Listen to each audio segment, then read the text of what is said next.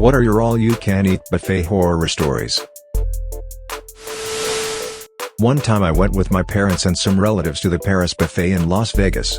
My dad was starving himself all day so he could fill up on crab legs at the buffet. So anyway, these relatives are just bitter, slow-ass people who make the whole day miserable. One of them is a very old woman in a wheelchair that my dad is pushing around all day. Basically he's hot and hungry and miserable, but excited for dinner. Then right when we get to dinner, the old lady throws up all over the table. Stinky, old lady vomit that would bother anyone, but my dad specifically is a sympathy puker. The relatives tried to complain and say the food made her sick, but we didn't even eat yet. We ended up leaving without eating anything. Some other tables nearby cleared out as well. I was really young when this happened, but I remember my dad walking towards the table with a huge plate of crab legs and big smile, and then his face just totally falling lol.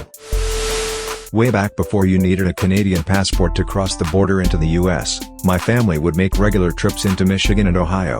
Once we were at a Ponderosa buffet and my dad put something on his plate that he couldn't identify. He wasn't sure if it was chicken or fish even after tasting it, but for some ungodly reason he ate the rest anyway.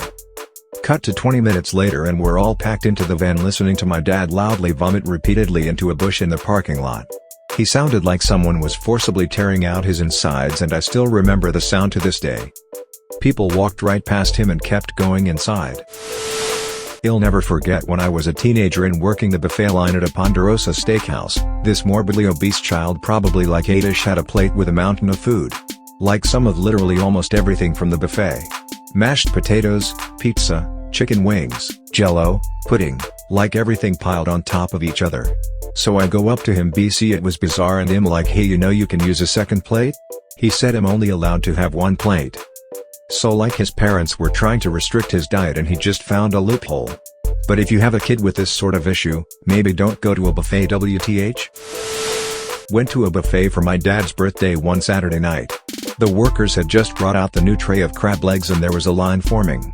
My family and I waited patiently in line, when the guys in front of us started arguing because one of them was taking too long to pick which pieces he wanted. Arguing turned into shoving, and then finally one of the guys pushed ahead and stuck his hand into boiling hot water, grabbed a couple crab legs, threw them on his plate and left the line. Pretty sure he had to leave soon after because he had some serious burns on his hand. I worked at an office that had an all-you-can-eat cafeteria, and I gained 40 pounds. Nice buffet too, kind with king crab legs and full fillets. Some kid was licking every serving spoon clean after putting what he wanted on his plate and putting it right back in the food.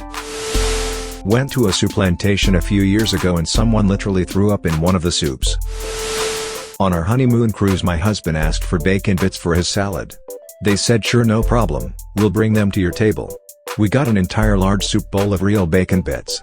Way too much for a dozen salads. Instead of throwing them away we took the full bowl back to our room. Yay, we had that bowl the whole trip in our room. My mother insisted on going to Hometown Buffet because she found a coupon in the newspaper. The whole buffet smelled heavily of bleach. All the food tasted like it was trying to die, but the preservatives were keeping it on life support far beyond normal reason. I stuck mainly to the salad bar and fruits. I'd been using the small portion plates to make salad with veggies and a little ranch dressing. I went back for a third small plate of salad and veggies. I grabbed the ladle and the ranch dressing tub and poured it over my salad. At that moment a ranch dressing covered Lego man fell out of the ladle and onto my food. I'm glad you asked. In my hometown in Lancaster, Pennsylvania there were a bunch of cheap and trashy Chinese buffets. A few years ago some kids accidentally drank some caustic chemical and had to be hospitalized. They think one of the kitchen crew didn't understand English and mistook the chemical for apple juice or something. I worked in a buffet restaurant for a brief time. Folks would come in and spend 3 solid hours eating as much as humanly possible. Before leaving, they would low-key stuff purses and pockets with as much food as they could carry. Jokes on them because that food was cheap shit. A server delivered a massive, too long platter of fresh-made sushi to the buffet tables. People were lined up waiting for it. A 400-pound woman picked up the platter, ignoring everyone else, and took it to her table. She ate the fucking lot. I watched one of my friends pile a plate with bacon until he'd placed the entire tray worth on his plate. It was about a foot high. Bacon eating contest begin. He ate the whole thing. He was sick for 3 days. Not directly food related, but the Chinese buffet in my town got busted by ICE for human trafficking. They were bringing workers over from China and paying them below minimum wage. Eventually one of the workers contacted the police, but I think it backfired and they ended up getting deported. ICE then showed up at the home of the owners, which happens to be in my neighborhood. Somehow the restaurant is still open? I don't quite know the whole story, but people still go there, even knowing what all happened. Unsure if it has new owners or if the previous owners still live in my neighborhood. Edit: this was in Southeast Michigan for everyone asking. We the staff had to remove the entire salad bar because some degenerate was going about eating directly from the serving spoons. Jesus. No horror stories, I just had a Chinese lady at an all-you-can-eat tell my friend that I was with your friend eat a lot. Picture 10-year-old me at Sweet Tomatoes with 9 of my friends for my homie's 10th birthday. We didn't get to eat out often due to money and not really having that culture of going out often. We're Indian and I was born in the US. So we go there and we're having a great time. I'm gorging on pizza, ice cream, pasta, soup, etc. Usually all I get is rice and some sort of lentil dish and then yogurt, so this is crazy. I'm stuffing my face left and right as is everybody else. About 45 minutes and I'm filled to the brim. Then it happened. One of my friends got ice cream in a cup, but another one of my friends, as a cruel joke, spilled his remaining soup into it.